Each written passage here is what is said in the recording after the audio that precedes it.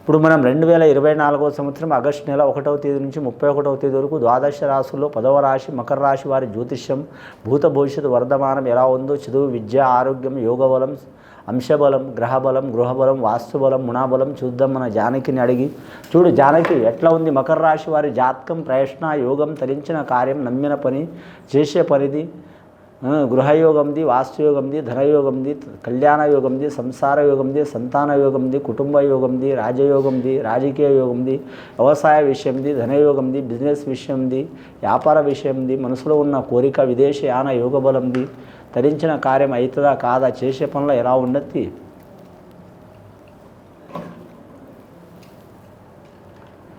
మకర రాశి వారి జాతకంలో చెప్పాలంటే అభయాంజనేయ స్వామి వచ్చినండి వారి పేరు మీద.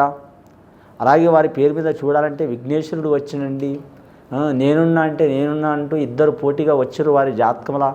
మకర రాశి వారి పేరు మీద మాత్రం చాలా వరకు విపత్కరమైన ఫలితాలు కనబడుతున్నాయండి. మకర రాశి వారి జాతకంలో ఎల్లాంటి శని ప్రభావం చాలా ఉన్నది వారి పేరు మీద. అనుకున్నది ఒకటి, జరిగేది ఒకటి ఉంది. దైవం తను ఒకటి తలిస్తే దైవం ఒకటి తలిచిన అవకాశం ఉన్నది వారి జాతక బలంలా. ధనయోగంలో ఇబ్బంది, రుణయోగంలో ఇబ్బంది, కుటుంబ యోగంలో ఇబ్బంది, నమ్మిన వారి నుంచి నష్టం. కానీ మాత్రం నైట్ అది చేయాలి ఇది చేయాలనే ఆలోచన ఉంటుంది, పొద్దున్న లేస్తే బద్ధకం ఉంటుంది.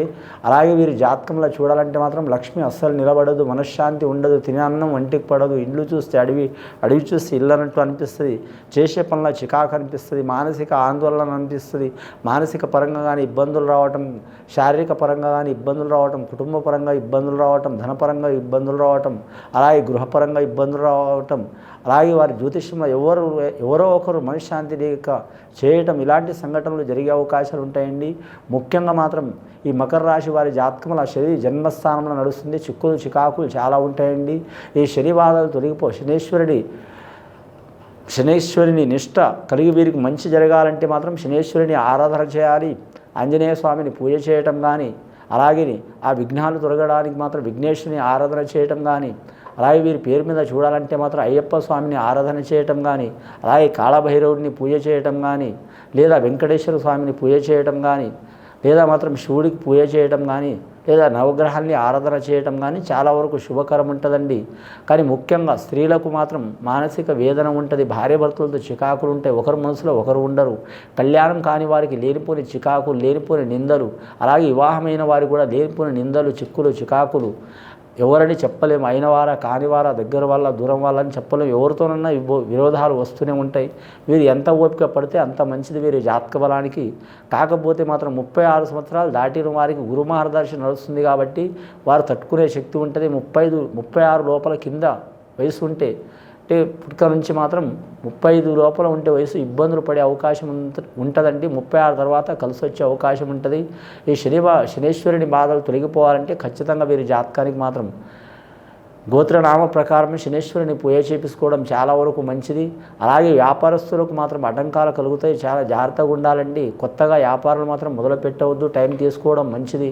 శుభకార్యాలు చేయాలనుకునే వారు మాత్రం 1కి 4 సార్లు ఆలోచన చేయాలి. తొందరపడి చేయాలనుకుంటే రూపాయి కాడ 10 రూపాయలు ఖర్చు అయ్యే అవకాశం ఉంది. అలాగే విదేశానం, వేరే దేశం, వేరే ప్రాంతం వెళ్ళాలనుకునే వారు కూడా కొన్ని ఆటంకాలు తప్పరు. విద్యార్థులు గురుబలం ఉంది కాబట్టి తిరుగు ఉండదు. ఆ కళామ తల్లి, ఆ సరస్వతి దేవత అనుగ్రహం ఉంటుంది, గాయత్రి మాత అనుగ్రహం ఉంటుంది కాబట్టి అనుకున్నది సాధించే అవకాశం ఉంటుంది. తప్పకుండా వారికి మాత్రం ఎక్కడ పోయిన పేరు ప్రఖ్యాతులు లభించే అవకాశం ఉంటుంది. వారు చదువుకునే కళాశాల కావచ్చు, కాలేజీ కావచ్చు, స్కూల్ కావచ్చు, హై స్కూల్ కావచ్చు, గ్రామ స్థాయిలో కానీ, జిల్లా స్థాయిలో కానీ, మండలం స్థాయిలో కానీ వారికి దేశ స్థాయిలో, రాష్ట్ర స్థాయిలో కూడా పేరు ప్రఖ్యాతులు సాధించే అవకాశం ఉంటుంది వీరి పేరు మీద. ఎల్లాంటి శని ఉంటే నష్టమే ఉంటుందని చాలామంది అనుకుంటారు కానండి, వారు పుట్టిన ఘడియ మాత్రం శని ఉచ్చస్థానంలో ఉండి వారికి ఎల్లాంటి శని ప్రభావం ఉంటే మాత్రం రాజకీయ రంగంలో మాత్రం అద్భుతంగా రాణిస్తారు. రాజయోగం ఉంటుంది వారి పేరు మీద, పట్టిందల్లా బంగారం ఉంటుంది, అనుకున్నది సాధించే అవకాశం ఉంటుంది. వారి జ్యోతిష్యంలో ఎక్కడ పోయినా వారికి మాత్రం గౌరవం లభించే అవకాశం ఉంటుంది. వారి జాతకంలో చూడాలంటే మాత్రం ఏ పని చేసినా సక్సెస్ అయ్యే అవకాశం ఉంటుందండి. అలాంటి యోగ బలం వీరికి రావాలంటే మాత్రం శనేశ్వరుని శాంతి చేయించుకోవడం చాలా వరకు మంచిది. కానీ షిరిడీ ప్రాంతంలో శని సింగణపూర్కి వెళ్ళి ఆ శనేశ్వరుడి దర్శనం చేయడం, పూజ చేయించుకోవడం చాలా మంచిది. మన తెలుగు రాష్ట్రాల్లో మాత్రం మన తూర్పుగోదావరి జిల్లా మందపల్లి గ్రామంలో మాత్రం, రాజమండ్రి ప్రాంతంలో అక్కడ మందపల్లి నందేశ్వర స్వామికి పూజ చేసుకోవడం కూడా చాలా వరకు మంచిది. అలా వెళ్ళలేని వారు మాత్రం ఖచ్చితంగా మాత్రం ప్రతి మన తెలంగాణ రాష్ట్రంలో కావచ్చు, ఆంధ్ర రాష్ట్రంలో కావచ్చు, ప్రతి జిల్లాలో ఆంజనేయ స్వామి గుడి ఉంటుంది. కొన్ని సంవత్సరాల తరబడి నుంచి మాత్రం ప్రముఖమైన ఆలయాలు ఉంటాయి.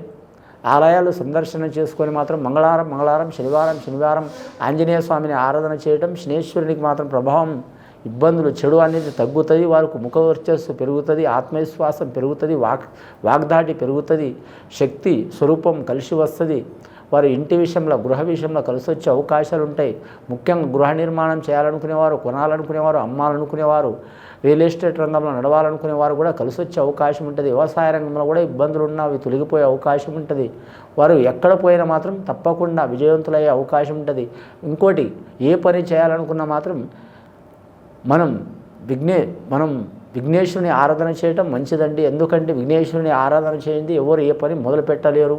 కానీ మాత్రం విఘ్నకారకుడు ఆయన పెట్టాడు ఆటంకాలు. విఘ్నం అంటే ఆటంకాలు పెట్టినట్టు చేస్తాడు, అన్ని పనులు లాస్ట్ వరకు సక్సెస్ అయ్యేటట్టు చేస్తాడు. కాబట్టి విఘ్నేశ్వరుని ఆరాధన చేయడం చాలా వరకు శుభకరం ఉంటుంది వారి జాతక బలన. అలాగే సద్బ్రాహ్మణులతో మహాగణపతి హోమం చేపించడం, ఆంజనేయ స్వామి ఆరాధన చేపించడం, శనేశ్వరుని పూజ చేపించడం, నవగ్రహాలని ఆరాధన చేపించడం, తైలాభిషేకం చేపించడం, నల్ల నువ్వులు దానం చేపించడం చాలా వరకు శుభకరం ఉంటుందండి వీరి పేరు మీద. ఇంకా వైద్య వృత్తిలో నడుస్తున్న వారికి కలిసి వచ్చే అవకాశం ఉంటుంది. వీరు జాతక బలంలో చూడాలంటే మాత్రం, వ్యాపార విషయంలో చూడాలంటే మాత్రం ఏ వ్యాపారం చేసినా 1కి 4 సార్లు ఆలోచన చేయాలండి. కొత్తగా వ్యాపారం మొదలుపెట్టేవారు టైం తీసుకోవాలండి. ఆల్రెడీ వ్యాపారం చేస్తున్న వారు కలిసి వచ్చే అవకాశం ఉంటుంది.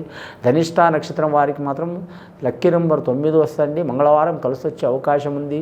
ఉత్తరాషాఢ నక్షత్రం వారికి మాత్రం ఆదివారం కలిసి వచ్చే అవకాశం ఉంటుంది. అలాగే శ్రావణ నక్షత్రం వారికి చంద్రమహారదశ లక్ష్మీకళ యోగ బలం ఉంటుంది. వారికి ఏ వారమైనా కలిసి వచ్చే అవకాశం ఉంటుంది. ముఖ్యంగా మాత్రం వారికి సోమవారం శనివారం కలిసి వచ్చే అవకాశం ఉంటుంది.